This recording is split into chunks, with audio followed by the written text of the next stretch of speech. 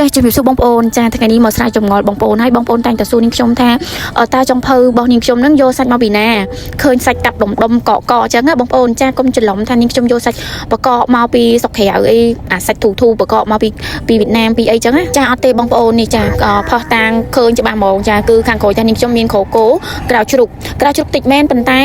ក្រកោច្រើនបងប្អូនក្រកោគឺមាន2អាហ្នឹងគ្រាន់តែជាក្រកោស្តុកគោសម្រាប់យើងធ្វើប្រចាំថ្ងៃណាបងប្អូនប៉ុន្តែក្រកោធំរបស់នាងខ្ញុំហ្មងគឺនាងខ្ញុំធ្លាប់បង្ហាញម្ដងហើយបងប្អូនអាចទៅមើលវីដេអូចាស់បានគឺក្រៅគោធំរបស់ប៉ានាងខ្ញុំណាបងប្អូនគាត់ចាំគោចំនួន100ទៅ200ក្បាលបងប្អូនហើយគឺទុកសម្រាប់ធ្វើម្ហូបការហ្មងបងប្អូនគឺយើងចាំទុកសម្រាប់ម្ហូបការហើយចំពោះជ្រូកនាងខ្ញុំអត់មានចាំទេបងប្អូនប៉ុន្តែនាងខ្ញុំបបោទិញមកពីប្រជាពលរដ្ឋនៅក្នុងភូមិនៅក្នុងស្រុកកំពង់លែងហ្នឹងហ្មងបងប្អូនអញ្ចឹងទៅចំពោះម្ហូបចំពោះសាច់ដែលយើងប្រើគឺយើងប្រើពពួកសាច់នៅក្នុងស្រុកបងប្អូនបានន័យថាគឺសាច់យើងអត់មានយកមកពីស្រុកក្រៅដូចជាខាងចិនខាងវៀតណាមអីគឺអត់ទេមិនមែនសាច់បកកធូរថ្លៃហ្នឹងទេគឺយើងអត់ប្រើទេបងប្អូនពួកអីសាច់អស់នោះហ៎បងប្អូនឃើញធូរថ្លៃមែនហើយយកមកល្អមែនប៉ុន្តែញ៉ាំអត់ឆ្ងាញ់ទេញ៉ាំអត់ធំកអត់ធំជ្រុកដូចសាច់របស់យើងនៅក្នុងស្រុកទេហើយធានាជូនបងប្អូនហ្មងគឺពួកយើងអត់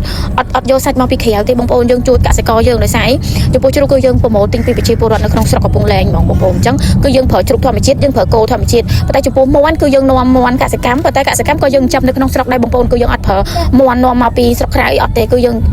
ប្រើមាន់កសិកម្មនៅក្នុងប្រទេសរបស់យើងអញ្ចឹងណាអញ្ចឹងចំពោះបងប្អូនដែលគាត់កំងមហោពីចុងភៅយើងខ្ញុំណាចុងភៅសកុនធឿនបងប្អូនកុំបារម្ភថាពួកយើងប្រើសាច់បកកសាច់នំចូលអីគឺអត់ទេធានាជូន 100% ហ្មង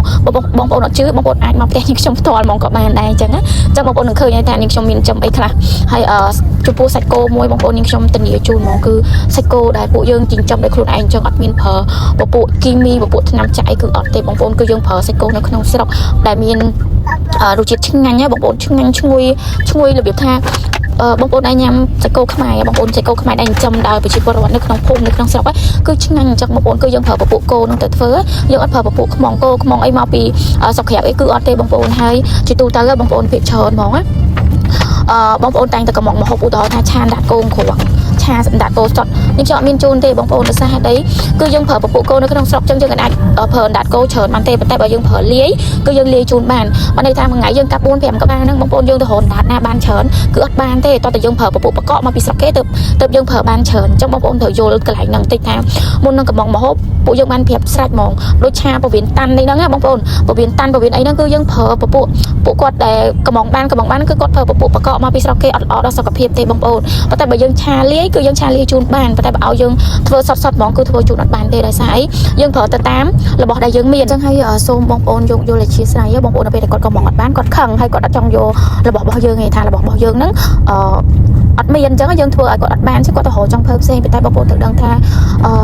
បងប្អូនទៅរកគេបានប៉ុន្តែគេប្រើពពួកសាច់ល្អជូនបងប្អូនទេហើយមិនមែនប៉ះពាល់តែសុខភាពម្ចាស់កម្មវិធីទេណាប៉ះពាល់សុខភាពទូទាំងស្រុករបស់យើងហ្មងអញ្ចឹងទៅនាងខ្ញុំចេះតែប្រាប់គាត់ចេះតែបញ្យល់គាត់អញ្ចឹងថាសាច់បកករបស់ពីស្រុកគេគឺសិតតែប្រើពពួកថ្នាំដើម្បីរក្សាទុកឲ្យបានយូរអញ្ចឹងបងប្អូន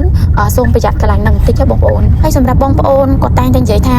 ពេលឆាម្ហូបលោកលាក់សាច់គោអញ្ចឹងលាយសាច់ជ្រូកបងប្អូនសម្រាប់ចុងភៅនាងខ្ញុំគឺអត់លាយទេ